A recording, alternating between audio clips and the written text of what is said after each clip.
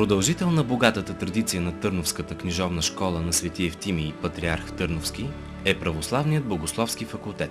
Той започва дейността си през 1991 година с първия курс студенти по специалността Богословие. Година по-късно е открита и специалност Иконография, сега преименувана в църковни изкуства. Тя е уникална за България и Балканския полуостров. Подготвя специалисти, художници по църковна живопис, икони и стенописи.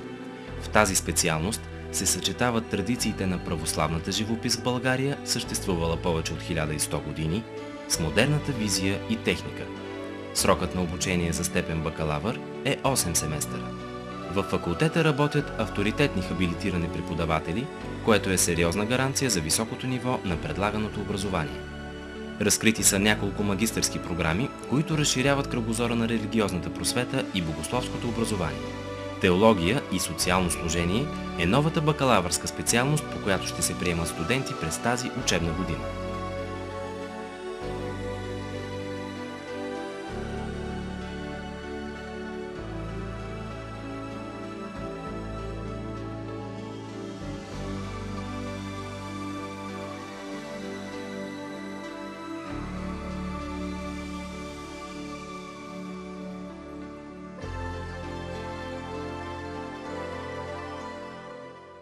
Аз съм свещено-иконом Славчо Иванов от храм Свети Николай в град Велико Търново.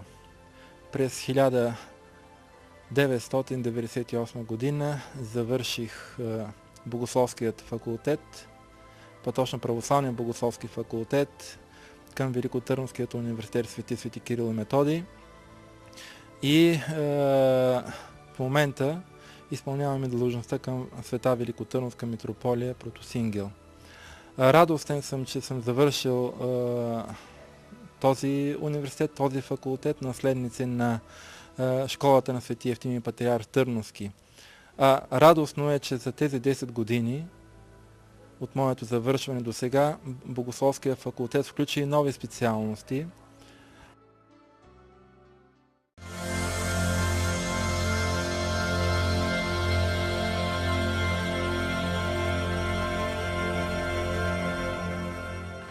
С Великотърновски университет Свети Кирил и Методий имате шанс да направите по-добрия избор, защото ние не сме от вчера, но не сме и до утре. Древна школа за модерни хора.